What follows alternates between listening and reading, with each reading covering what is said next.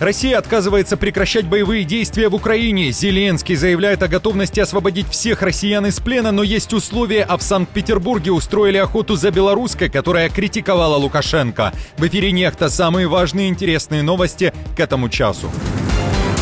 Кардинальный поворот. Спустя 3 года после вторжения Россия, а не Украина, подвергается атаке. ВСУ наносят удар по стратегическому объекту РФ, что известно. Планы Трампа разбиваются о цели Путина, что известно о расколе и почему Лавров заявил об отказе прекращения огня. В Германии исторический переворот в политике. ЕС вводит санкции против России, а в Крыму скандал. Россиянин убил кошку Мусю, которая была талисманом ласточкиного гнезда. Главные события. Друзья, всем привет! Буду рад вашему лайку, подписке и репосту. Вы прекрасно знаете, что для нас это очень важно. Оставляйте также свои комментарии и спасибо вам за обратную связь. Об актуальных и важных событиях прямо сейчас начинаем. В третью годовщину полномасштабного вторжения война идет по новым правилам. Украина наносит удар по российской территории. На этот раз по Рязанской области, в частности по НПЗ. Это третья атака этого объекта лишь с начала 2025 года. В Киеве заявляют, под обстрелом один из крупнейших нефтеперерабатывающих заводов РФ.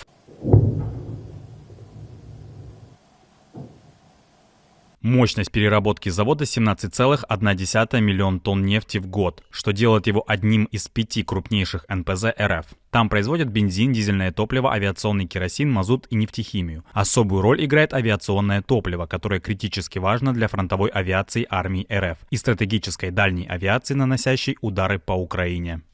В Генштабе ВСУ подтвердили, что это работа подразделения сил беспилотных систем и других структур сил обороны.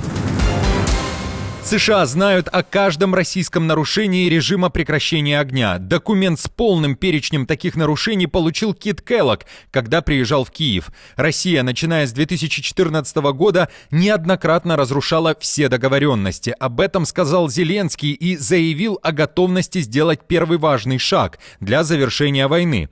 Украина готова отдать всех российских оккупантов, которые находятся в украинском плену, но в обмен на всех украинцев, которые сейчас находятся в російському плену. Україна готова до обміну всіх на всіх, і це справедливий варіант. Путін не подарує нам цей мир, не віддасть його в обмін на щось. Ми маємо здобути мир силою, мудрістю і єдністю, нашою з вами співпрацею. Про мир неможливо просто оголосити за 1 годину, неможливо оголосити за 1 день сьогодні, завтра, післязавтра. На жаль, ми пам'ятаємо, що з 2014 року, саме з 2014-го, більше 25 разів Росія порушила режим припинення вогню.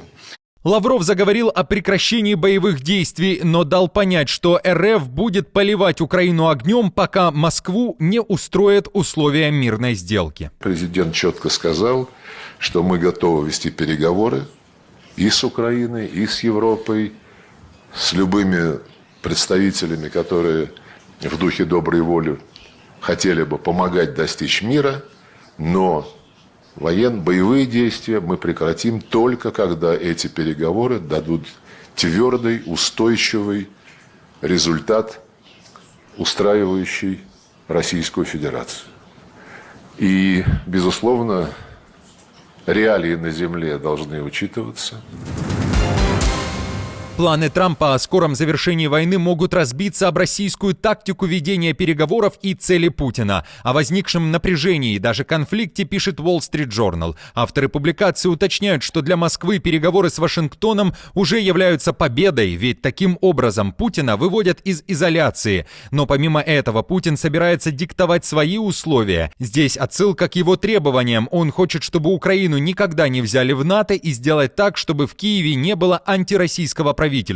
Wall Street Journal пишет о старой и давно испробованной тактике, которой пользовался Кремль в разные годы. Речь о военном наступлении на линии фронта, которое позволит усилить позиции РФ за столом переговоров. Авторы материала пишут, что эту стратегию Москва применяла от Сирии до переговоров в Ялте во время Второй мировой войны. Некоторые из крупнейших дипломатических побед Москвы в прошлом веке были достигнуты за столом переговоров, в то время как Россия создавала новые военные реалии на линии фронта. Трамп не должен вести двусторонние переговоры с Москвой. Отговорить его от такой тактики попытаются британский премьер Кир Стармер и президент Франции Макрон, которые уже совсем скоро отправятся в Вашингтон. Их главная цель – повлиять на план американского президента по прекращению войны. Если Трамп откажется от двусторонних переговоров, то Лондон и Париж взамен обещают европейские обязательства по будущей безопасности для Украины. Отмечу, что министр обороны США анонсировал переговоры с Киевом, в то же время Трамп, когда называл Зеленского комиком и диктатором, говорил также о том, что украинский президент не очень-то и нужен на переговорах о прекращении войны. Аналитики считают, что таким образом республиканец оказывает давление на Зеленского с целью быстрого подписания сделки о редкоземельных металлах. Американцы вновь хотят зайти на российский рынок, а Путин и не против. Еще несколько дней назад он анонсировал возвращение иностранных компаний, а уже сейчас о том, что бизнес США вновь начнет зарабатывать в РФ, говорит и спецпосланник Трампа Стив Уитков, который недавно побывал в Москве и провел переговоры с Путиным. Но есть условия. Мы не обсуждали это на встрече, о которой вы говорите, но я думаю, что очевидно есть ожидание, что если мы достигнем мирного соглашения, то американские компании смогут вернуться и вести там бизнес. И я думаю, что все считают, что это было бы положительным и хорошим событием.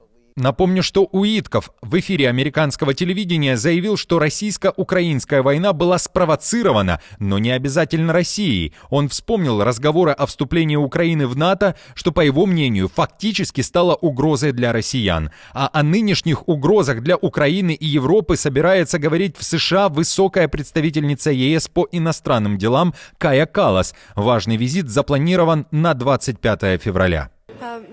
Ни одна сделка без нас не сработает, так что это совершенно ясно. Вы можете обсуждать с Путиным все, что хотите, но если речь идет о Европе или Украине, то Украина и Европа также должны согласиться на эту сделку. Каллас также заявила, что Зеленский не должен покидать свой пост. В целом же в ЕС одобрили отказ украинского президента от проведения выборов, на чем так сильно настаивал Трамп. А еще Евросоюз нанес мощный экономический удар и в третью годовщину вторжения РФ одобрил масштабный 16-й пакет экономических и индивидуальных санкций. Наша команда существует благодаря вам. Поддержите ее, чтобы мы могли продолжать нашу работу. Исторический переворот. В Германии обсуждают результаты выборов в Бундестаг. Фридрих Мерц на коне, СДПГ Шольца в упадке. Итак, Мерц и его Христианско-демократический союз Германии, судя по последним данным, собрали практически 30% голосов.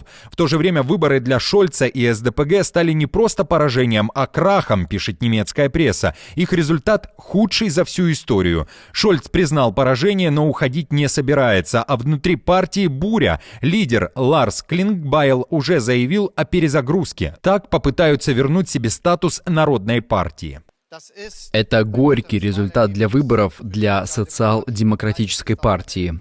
Это также поражение на выборах. Я считаю, что после такого результата необходимо четко заявить об этом. И для меня также очень важно сказать, это результат, после которого мы должны двигаться вперед вместе. Между тем, министр обороны Борис Писториус, который также представляет СДПГ, может получить должность в правительстве Мерца. Об этом пишет Бильд. На события в Германии уже отреагировал Трамп. Он заявил, что победа Мерца – это знак того, что людям надоела нелепая политика. Зеленский тоже считает, что победа ХДС – это шанс для мира в Украине и укрепления Европы. В партии «Альтернатива для Германии», которая также получила рекордное количество голосов, уже заявили, что они – партия будущего, которая в ближайшие годы собирается обойти всех. Мерц тем временем призвал к скорейшему формированию правительства ФРГ. Во-первых, мы выиграли эти федеральные выборы и довольно убедительно. Я хочу сказать спасибо тем, кто проголосовал за нас. Но я также хочу сказать тем, кто не голосовал за нас, что я постараюсь сформировать правительство, которое будет представлять все население Германии. Немецкая пресса также пишет, Германия на пороге серьезных перемен, ведь формировать коалицию с ультраправой альтернативой для Германии, которая заняла второе место, пока мало кто хочет. Аналитики уточняют, что ведущие партии и политики, включая ХДС и лично Мерца, придерживаются политики Брандмауэра в ее отношении, то есть исключают возможность сотрудничества с ней. Лукашенко преследует тех, кто его критикует даже в России. В Санкт-Петербурге арестовали белоруску, которая нелестно высказывалась о 70-летнем непризнанном политике в соцсетях. Пенсионерку остановили на Финляндском вокзале в Петербурге для проверки документов. И выяснилось, что она в розыске. В частности, из-за ее комментариев в интернете. Чтобы вы понимали, женщина оставляла негативные отзывы о Лукашенко с 2021 по 2022 год. И сейчас ей грозит за это заключение.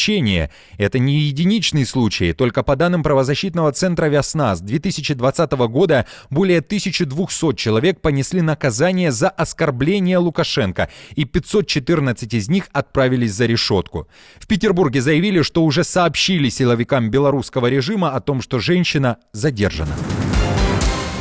А вот уроженец Санкт-Петербурга в Крыму убил кошку Мусю, которую считали талисманом ласточкиного гнезда. Пушистая, вероятно, была свидетельницей российской оккупации, так как у известнейшего замка полуострова она проживала минимум 10 лет. Неадекват взял ее на руки, погладил, а после просто скинул с обрыва. Преступление зафиксировали камеры наблюдения. Благодаря этому живодера удалось идентифицировать и быстро найти. Кошку Мусю убил 24-летний парень из родного города Путина, который считается культурной столицей России. Он заявил, что кошка сопротивлялась в его руках, поэтому он ее и сбросил с обрыва. В соцсетях пишут, что задержанный психически нездоров. Ему, видимо, не понравилось, что я его на руки взял. Так а зачем мы его с обрыва скинули? Что он начал вырываться.